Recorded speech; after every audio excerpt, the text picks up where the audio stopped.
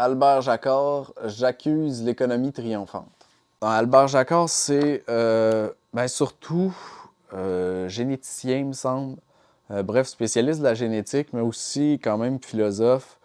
Il a fait des études, il me semble, aussi en économie. Albert Jacquard, je le trouve vraiment accessible. En livre de poche comme ça, c'est une belle maison d'édition, livre de poche. Livre de poche comme ça, c'est une belle maison d'édition. C'est des livres qui se plient facilement, puis qui reviennent facilement. Ils se brisent pas nécessairement. On peut les plier comme ça. Je trouve que ça rentre bien dans une poche. Bref, c'est une maison d'édition que j'aime pour la flexibilité. Puis l'écriture aussi, c'est quand même écrit assez gros habituellement. Ça se lit super bien, ça se lit super vite. Bon, c'est sûr que des fois, ils publient des auteurs qui sont pas vraiment pertinents. Mais quand ils en publient des pertinents, je trouve que c'est une maison d'édition qui est intéressante pour le livre en tant que tel, l'objet. Ensuite de ça, Albert Jacquard, la publication date de 1995. Il va surtout parler, dans le fond, de la société de consommation puis de la compétition. C'est un sujet qui l'anime beaucoup. Il va parler également, il a été très présent en France pour tout ce qui est crise du logement, pour tout ce qui est cause militante pour l'accès au logement. Donc, d'emblée, il va faire une métaphore avec le Titanic. Il dit qu'actuellement, c'est un peu comme si on était sur le Titanic qui est en train de sombrer.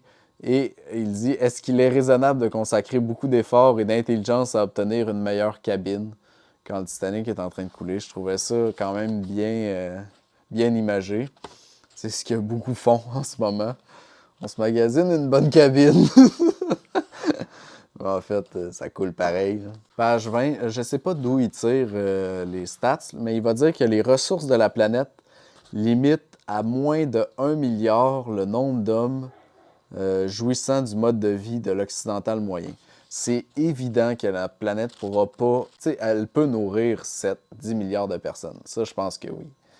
Mais elle ne pourra pas nous nourrir avec autant de superflu, avec tout ce que notre société occidentale a construit. Ça, c'est impossible. Ça, c'est absolument impossible. Si actuellement, ça va encore pas trop mal, c'est parce qu'on est encore pas une... Ben oui, on est quand même une minorité, mais avec beaucoup de richesses. Et je pense qu'un Canadien consomme autant que 25-30 Africains, quelque chose comme ça. Bref, ce déséquilibre-là, c'est pas qu'il doit rester, mais c'est en fait qu'il doit s'amenuire dans notre cas. Puis il faut aussi quand même qu'il augmente un peu de l'autre bord. Mais c'est ça. On est fait pour 1 milliard avec qui jouit du même type de confort que l'on a actuellement un homme occidental moyen. Donc, notre planète est finie, puis on verra bien ce qui va arriver. Page 45 à 54, il va faire une grande analyse quand même des logements sociaux à Paris. Donc, si des Français écoutent et que ça leur intéresse, ben, ils pourront retrouver Albert Jacquard a beaucoup d'écrits de publications là-dessus. Page 70, ben, il va parler des quelques calamités de notre société économique. Et il va parler de la compétition. Donc, l'objectif affiché est de devenir un gagnant, comme si le gagnant n'était pas par définition un producteur de perdants. Donc, si on gagne beaucoup, souvent c'est sur le dos de quelqu'un. Les grosses industries, les grosses... si qu'on parle Amazon ou whatever, qui ont leurs usines, qui produisent massivement des trucs pas chers, puis tout ça, puis faits par des enfants de d'autres pays ou même des adultes sous-payés. Ils gagnent beaucoup d'argent, mais ça se fait sur le dos des autres. Donc, en nous présentant cette attitude de combat, yes! Cette attitude de combat permanent de chacun contre les autres comme une conséquence nécessaire de la lutte pour la vie. C'est souvent quelque chose qui va revenir, c'est la lutte du plus fort. En fait, on s'attribue des principes darwiniens à l'économie pour justifier tout simplement. Les économistes ont enfermé les hommes aujourd'hui dans une logique d'aboutissement qui aboutit au final à l'échec de tous, puisqu'évidemment, on va aboutir à ce qu'il n'y ait plus de ressources, tout simplement, dans une planète finie, dans tous les sens du mot.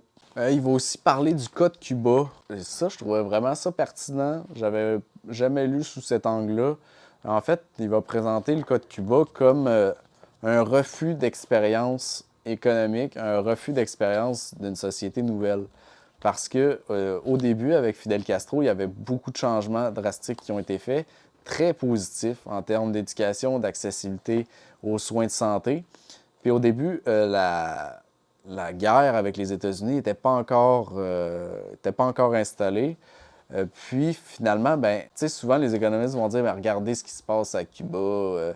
Voulez-vous vraiment du système communiste ou c'est de la tyrannie? Mais en fait, c'est parce que tu fais juste comme ils ont poussé, ils ont fait un embargo. Cuba n'était pas nécessairement intéressé à se joindre à l'URSS. Elle l'a fait très tardivement, puis elle l'a fait parce que t'es rendu qu'elle n'avait plus le choix. Ça crée aussi un climat de paranoïa parce que tu as les Américains avec la CIA, la baie des cochons et ce qu'ils ont fait.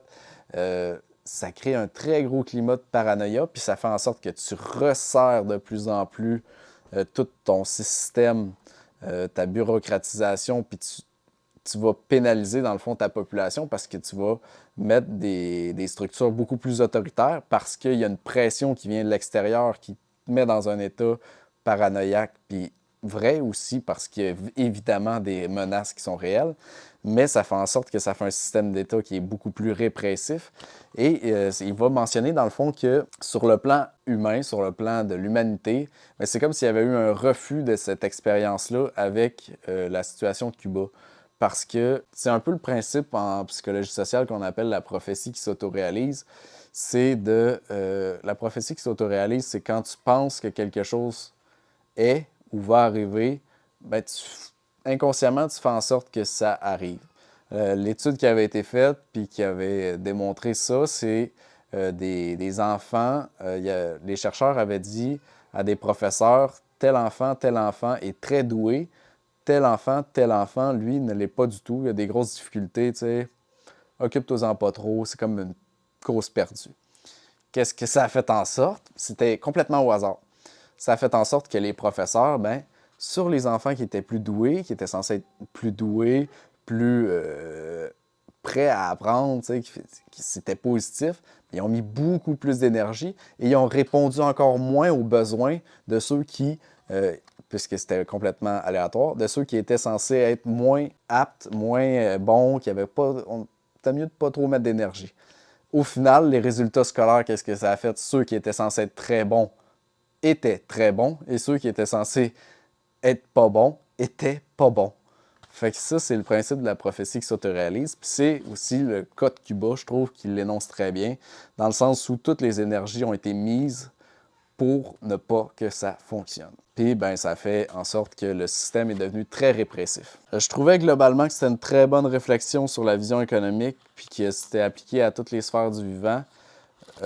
J'ai bien aimé cette lecture-là. On est sur 185 pages. 185 pages.